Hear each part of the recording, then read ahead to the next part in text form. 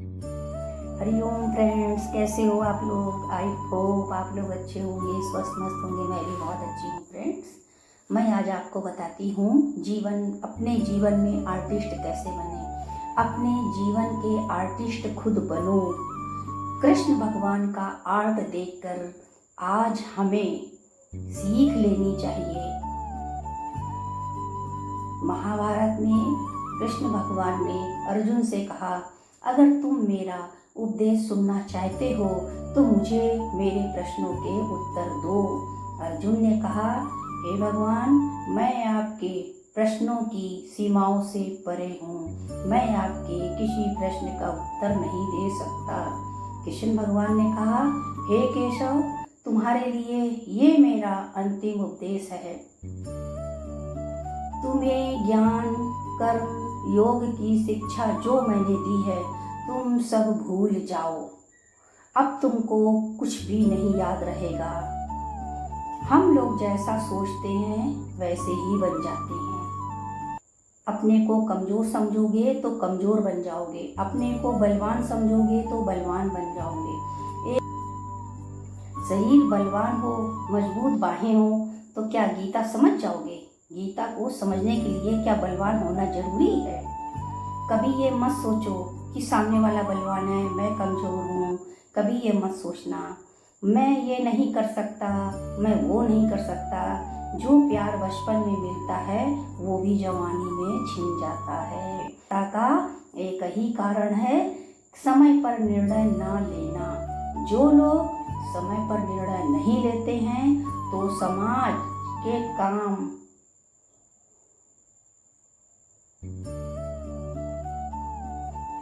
जिन लोगों का समाज के काम में उनका पैसा नहीं काम आता, शक्ति नहीं काम आती, तो ऐसे लोगों का पैसा बेकार है। कुछ लोग बोलते हैं ना, मैं बहुत व्यस्त था, मैं आ नहीं पाया।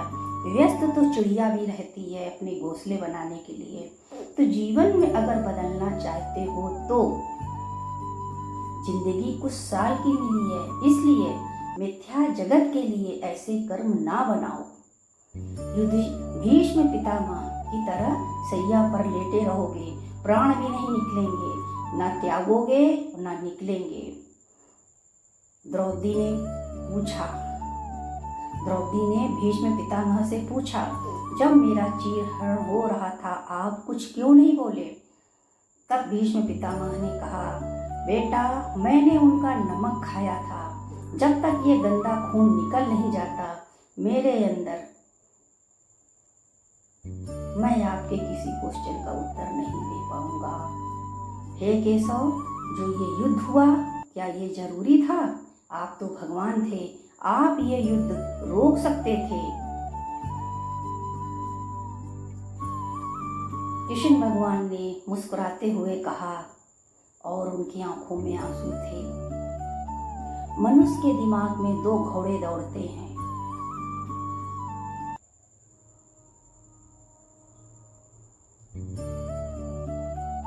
मनुष्य के दिमाग में दो घोड़े दौड़ते हैं।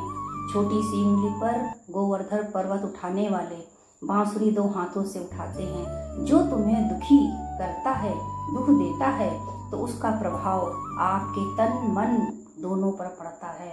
इसलिए खुश रहें, स्वस्थ रहें, मस्त रहें। किसी से भी बहस करने से अच्छा है मौन हो जाओ।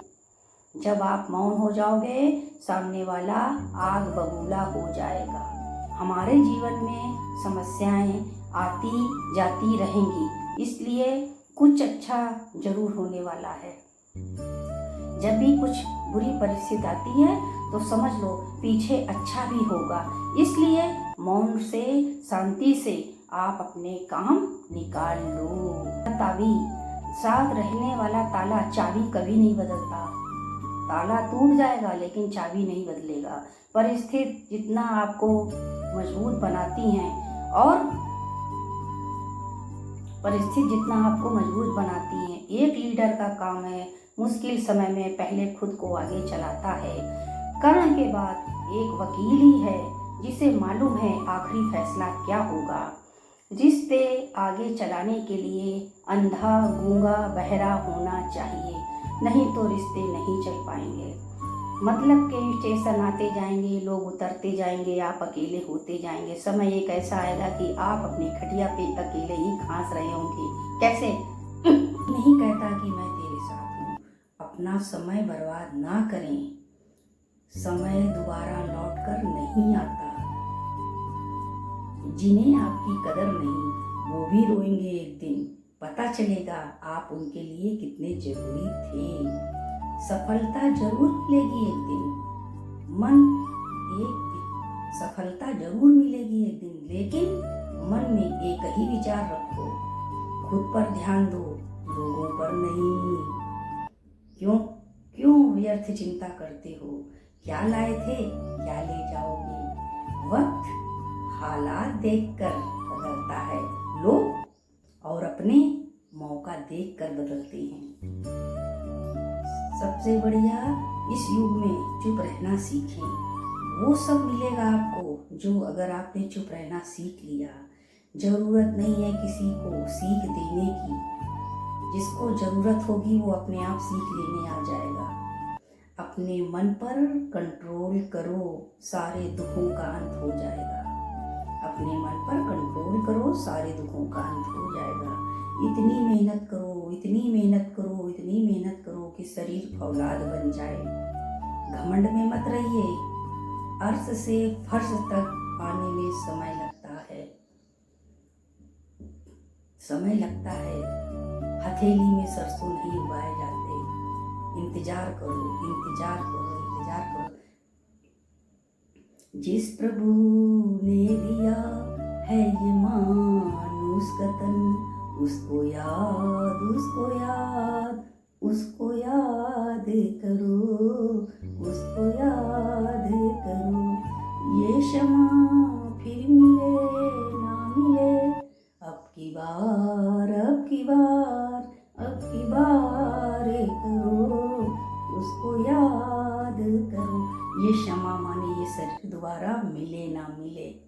नर्तन है कितना प्यारा, मिलता नहीं दोबारा। एक योगी सन्यासी एक पेड़ के नीचे समाधि लगाए बैठे थे। उसी पेड़ पर एक चिड़िया ऊपर बैठी रहती थी। उसने उस दिन साधु बाबा के ऊपर बीट कर दी। उन्हें बहुत गुस्सा आया। उन्होंने तुरंत नजर उठाकर देखा। जो चिड़िया की तरफ देखा वो उसी समय जलकर नीचे भस्म हो गई। उन्होंने सोचा मेरे अंदर सिद्धियां आ गई हैं, उनको अहंकार आ गया, मैं सिद्ध हो गया हूँ। इस खुशी में वो अहंकारी हो गए और बड़े अहंकार में भिक्षा लेने जाते थे, निकल पड़ते थे। जिस घर के दरवाजे जाते, भिक्षा लेने में देर हो जाती, वहीं पर उसी स्त्री को श्राप दे देते। एक दिन एक घर में गए, एक स्त्री निकल कर आई, गुस्से में श्राप देने लगे। स्त्री ने कहा, मैं कोई साधारण चिड़िया नहीं हूँ जो तुम्हारे गुस्से से जल जाऊंगी। सन्यासी दंग रह गया, अरे ये कैसे जान गई कि मैं श्राप दे देता हूँ? स्त्री ने कहा, सच्चाई से। जब उसके मन की बात स्त्री ने जानी तो स्त्री ने कहा, सच्चाई से सास ससुर की सेवा करती हूँ, पति की सेवा करती हूँ, पति धर्म निभाती हूँ। सो दिल दृष्टि मेरे अंदर आ गई। इस समय मैं अपने बीमार पति और सास ससुर की सेवा में लगी हुई थी। और तुम जानना चाहते हो तो सदना कसाई के पास जाओ और जाके सुनो।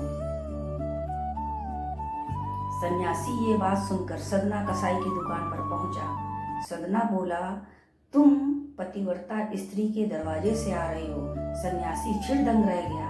माता पिता की सेवा अच्छे से करता है, उनकी देखभाल अच्छे से करता है, इसलिए इनके अंदर अद्भुत शक्तियां आ गई हैं। सिद्धांत, गृहस्थ आश्रम सबसे ऊंचा है, इसलिए कर्म करो, कर्म करो। कर्म में ही अकर्म, अकर्म में ही कर्म। कर्म का फल जरूर मिलेगा। शब्द हारे, शब्द जीते, शब्द ही संभाले। शब्द संभाल कर बोलिए, शब्द के हाथ ना पैर। मैं मोटिवेशनल स्टार आप सभी से हरिओम करती हूँ। मिलती हूँ नेक्स्ट ब्लॉग वीडियो में।